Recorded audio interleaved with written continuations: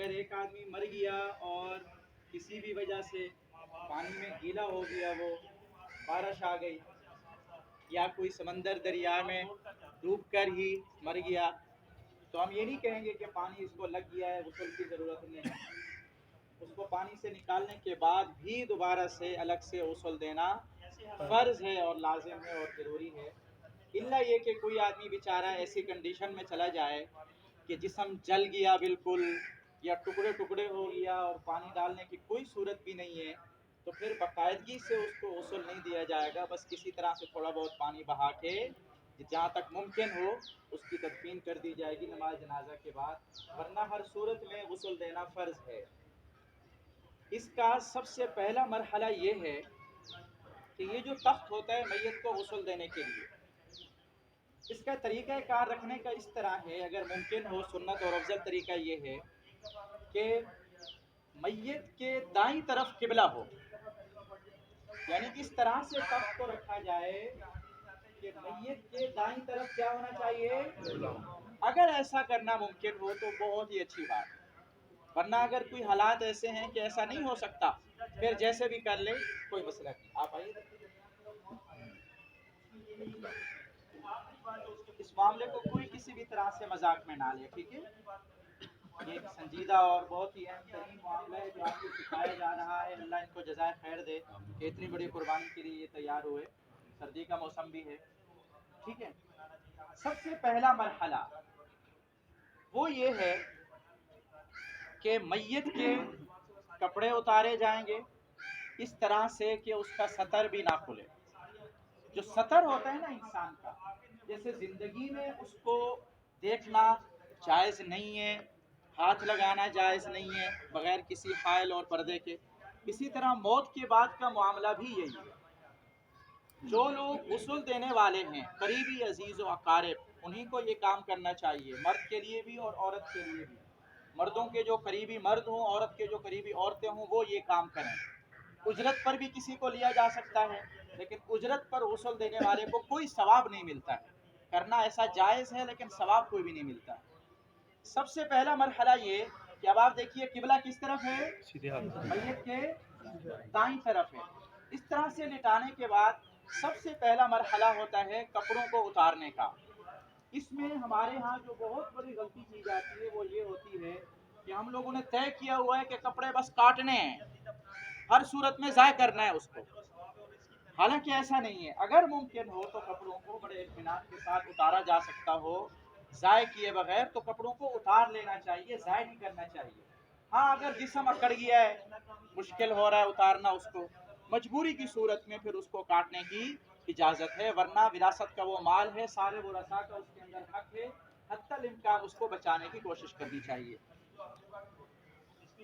एक चीज़ का ये भी ख्याल होना चाहिए कि सतर छुपाने के लिए जिस कपड़े को इस्तेमाल किया जाता है अमूमन, वो इस तरह का एक साफ और सफ़ेद सा कपड़ा होता है जो गीला होने के बाद सतर को शो कर रहा होता है। ये एक बड़ी गलती है।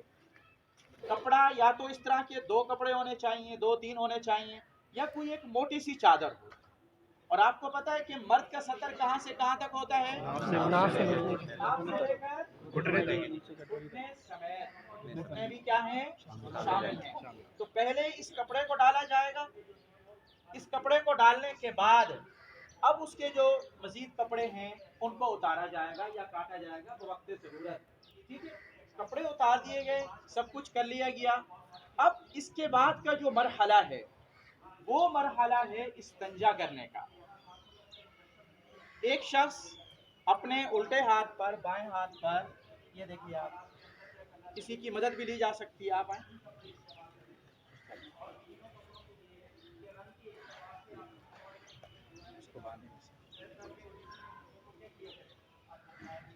अच्छा ये तो यहाँ पर कपड़ा है, कोई और दस्ताना हो सकता है, प्लास्टिक का बना हुआ दस्ताना हो सकता है, कुछ भी हो सकता है।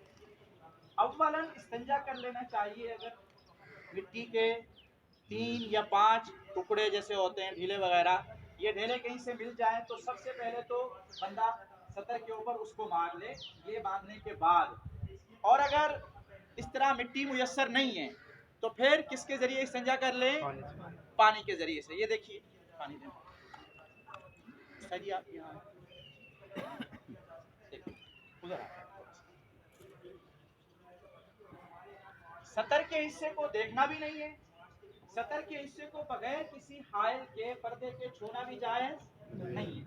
अब इस्तिंजा होगा, ये देखें आप, इस तरह से दूसरे बंदे की मदद से ये पानी डाला जाएगा,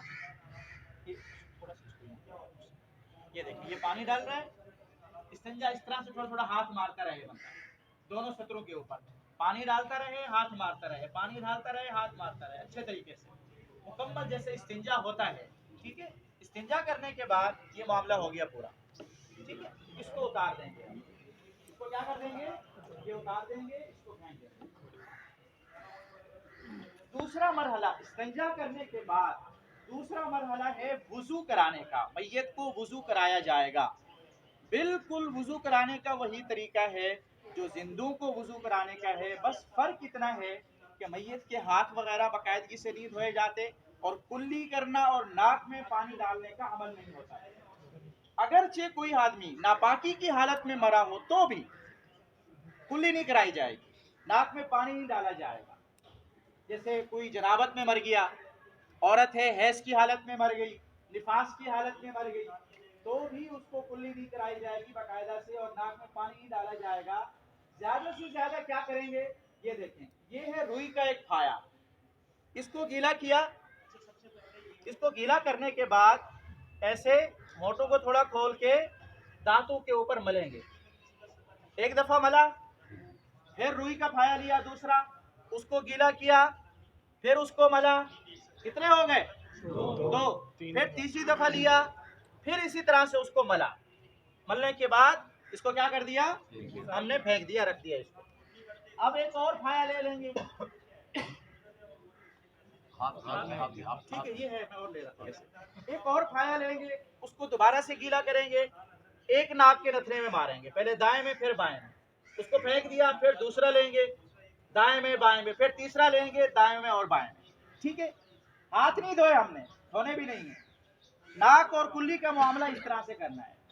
उसके बाद वुजू के अंदर क्या होता है, अब चेहरा धोया जाता है। ये देखिए इस काम के अंदर दो बंदे भी शरीक हो सकते हैं, तीन भी हो सकते हैं, चार भी हो सकते हैं, मजमा नहीं लगाना चाहिए। ये तो हम सीखने के लिए खड़े हैं, घर के अंदर किसी भी जगह पर बहुत सारे लोग जमा हो जाते हैं, ऐसे करने वाले लोग चार हैं, बाकी सारे खड़े देख रहे हैं तमाशा, इस तरह नहीं होना चाहिए।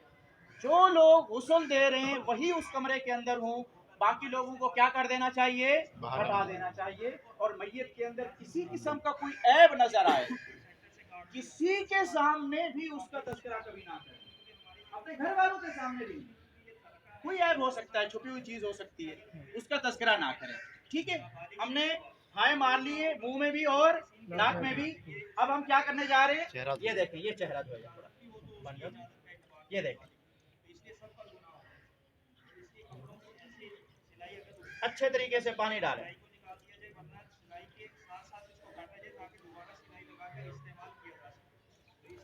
एक दफा पानी डाला, वुजू में कितनी दफा मुंह धोते हैं, 3 दफा। ठीक है, ये डाला दूसरी दफा, ये डाला तीसरी दफा, चेहरा धुल गया। ठीक है, अच्छा अब क्या होता है वुजू में, कौन सा बाजू धोएंगे, अब सीधा बाजू।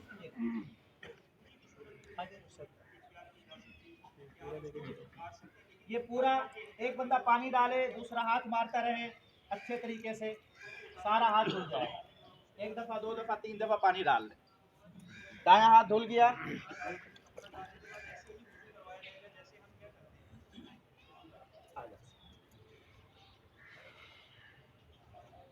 ये देखिए ये बायां बाजू धुल गया अच्छे तरीके से। एक बंदा पानी डालेगा और दूसरा बंदा अच्छे तरीके से बाजू को क्या कर लेगा, मलता रहेगा ताकि कोई जगह खुश्क ना रह जाए।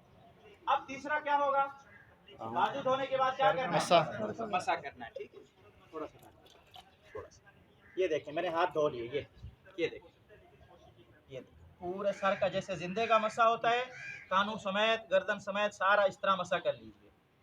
ठीक है, कितने फर्ज अदा हो गए वुजू के, 3। चौथा फर्ज कौन सा है, ठीक है, ये देखें, ये पाँव धो लिया हमने। सबसे पहला मरहला इस्तिंजे का था, दूसरा मरहला वुजू का हो गया, पूरे वुजू का हो गया या नहीं?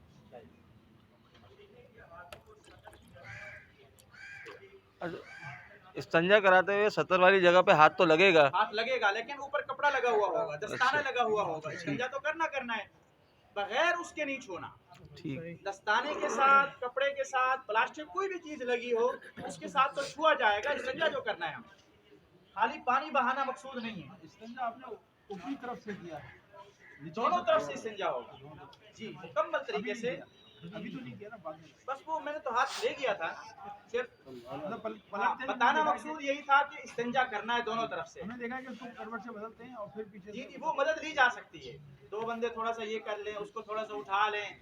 इस्तिंजा दोनों तरफ से करना है, और हायल के साथ करना है, और पानी के साथ अच्छे तरीके से इस्तिंजा करना है। ठीक है, अच्छा जी जी जी, 3 बार जैसे वुजू में होता है। ठीक है, एक दफा फर्ज है, 3 दफा का अमल मसनून अमल है। ठीक है, ये पाँव भी धो दिया। अब इसके बाद जो मरहला है वो ये है कि सर वगैरह पर साबुन वगैरह कुछ है, साबुन हो, शैम्पू हो, कोई भी चीज़ हो साफ सुथरा करने वाली, उसको दाढ़ी पर, सर पर, बालों पर पहले मल लें अच्छे तरीके से। मलने के बाद फिर पानी डाल दें आप, इत्मीनान से पूरा का पूरा पानी डाल दिया आपने, वो धुल जाएगा, साबुन चला जाएगा। ठीक है, खुशबू वाला हो सकता है या कोई भी साबुन हो सकता है, खुशबू वाला हो, शैम्पू हो, कुछ भी हो, हर इलाके के हिसाब से कोई ममानियत नहीं है उसके अंदर। ठीक है, अब इनकी हमने दाई करवट को धोना है। इसका मतलब अब किस करवट पे लेटाएंगे हम? बाई पे। हाँ, बाएं थोड़ा सा इधर। इधर करेंगे, बाएं करवट करेंगे ताकि दाएं करवट पहले। सतर का ख्याल रखना है इस मामले में खास तौर से। ये देखें, अब ये सामने कौन सी करवट आ गई? नीचे कौन सी चली गई? ठीक है, अब इसमें एक दफा पानी डालना है। आप शुरू में इसके कान में और मुंह में और नाक में रुई के फाये भी रख सकते हैं ताकि पानी अंदर ना जाए। ठीक है, उसके बाद ये देखें आप, यहाँ से ऐसे पानी डाला जाएगा। इतना पानी डालें कि अच्छे तरीके से नीचे तक पहुंचता रहे। दूसरा बंदा, तीसरा बंदा हाथ मारता रहे, मलता रहे, यहाँ बगलों के अंदर, इधर उधर, नीचे, जहां भी हाथ जा सकता है उसका। ठीक है, वो उसको मलता रहे अच्छे तरीके से। एक दफा पानी डाल दिया, पूरे जिस्म पर ऐसे यूं लाइन में इतना डालें कि नीचे तक पहुंच जाए, ये वाला हिस्सा सारा धुल जाए। फिर दूसरी दफा पानी डालें इत्मीनान के साथ, धुल जाएगा जी, धुल जाएगा। ऐसे मलते रहेंगे, धुल जाएगा। ये 2 दफा हो गया। सत्तर के हिस्से में साबुन लगा के धो सकते हैं, मतलब ऐसे? लेकिन अगर सतर को बाकायदा छुपा वो के करना है तो फिर कपड़ा वपड़ा लगा के आप लगा सकते हैं साबुन वहाँ पर जी। ऐसे बगैर हायल के छूना सही सत्तर नहीं। पे कहीं मतलब छूने जायज नहीं है बगैर सतर तो पहले साफ की जाएगी, इस सब सफर वो तो इस्तिंजा हो, वैसे पूछ रहे हैं वो कि साबुन लगा सकते नहीं लगा सकते, मना नहीं है, पूरे जिस्म पे लगा लें आप, लेकिन खास तौर से ये दाढ़ी और बाल, चेहरे के हिस्से को थोड़ा सा साबुन से अच्छा कर लेना सत्तर पे चाहिए। लगाएं तो कपड़ा वही जी जी जी, सतर में फिर वो चीज सामने रहे आपके। ये 2 दफा पानी हो गया। अब ये कितनी दफा पानी जा रहा है? तीसरी दफा पानी डाल रहे हैं हम, पूरे जिस्म पर अच्छे तरीके से, मग्गे के जरिए मुमकिन हो, या कोई पाइप चला हुआ है घर का, किसी भी तरह से कोई भी चीज हो, बस 3 दफा पानी को अच्छे तरीके से इस करवट के ऊपर डालना है। ये दाईं करवट धुल गई। अब क्या करना है? अब करवट को बदल देना है जी। इस गुसल में भी ये ख्याल रखना है कि जिस्म का कोई ऐसा खुश्क ना रहे। क्या चीज? मुर्दे के गुसल में भी ये ख्याल रखना है कि जिस्म का कोई इतनी हिस्सा ताकीद तो नहीं होगी ना कि बंदा छोड़ के चला जाए तभी खुश्क होगा वो, वरना तो खुश्क नहीं होगा। नहीं नहीं, कुछ भी नहीं काटना, कोई चीज भी, न कंघा करना है, न तेल लगाना है, कुछ भी, न नाखून काटने हैं, कोई भी चीज नहीं करनी। नहीं, मुस्तहब है सर, मुस्तहब, बेहतर है, वरना कोई लाजिम नहीं। ठीक है, ये देखें आप, ये कौन सी करवट आ गई? अब कौन सी करवट आ गई? बाईं करवट। इस करवट के ऊपर भी दोबारा उसी तरह से जैसे वहां पानी डाला था हमने, ये देखें, एक बंदा मलता रहेगा, दूसरा बंदा पानी डालता रहेगा, आखिर तक बिल्कुल इत्मीनान के साथ। एक दफा पानी डाला, दूसरी दफा पानी डाला, थोड़ा सा, ये दूसरी दफा डाल रहे हैं, इस दौरान जिस्म को मलते रहें, इधर कमर के ऊपर, यहाँ पर, जैसे जैसे मौका मिले जहाँ भी। 2 दफा पानी हो गया आखिर तक, फिर इसी तरह से तीसरी दफा पानी डालेंगे। 3 दफा पानी हो गया, दोनों करवटें धुल गई। पहले कौन सी है? दाईं करवट से बाईं करवट। अब गुस्ल का एक और मरहला,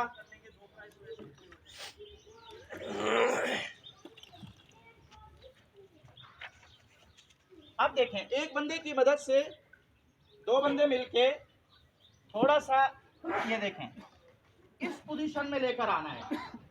देख रहे हैं आप? मैयत को इस पोजीशन में लेकर आएंगे और आराम आराम से पेट को ऐसे जोड़ देंगे, प्रेस करेंगे आराम से, इत्मीनान से। बहुत ज्यादा जोर भी नहीं देना है, ऐसे खाली हाथ भी नहीं फेरना है, थोड़ा सा जोर देंगे, थोड़ा सा जोर देंगे। अच्छा, इस दौरान बस छोड़, इस दौरान अगर कुछ खारिज हो जाता है, कोई गंदगी वगैरह, नजासत वगैरह, उसको पानी से बहा दें बस। दोबारा से इस्तेंजे की कोई जरूरत नहीं है, दोबारा गुस्ल देने की कोई जरूरत नहीं है। और ये काम सबसे आखिर में ही है। कोई ये ना समझे कि ये तो शुरू में करना चाहिए था, ये काम आखिर में ऐसे ही सुन्नत है।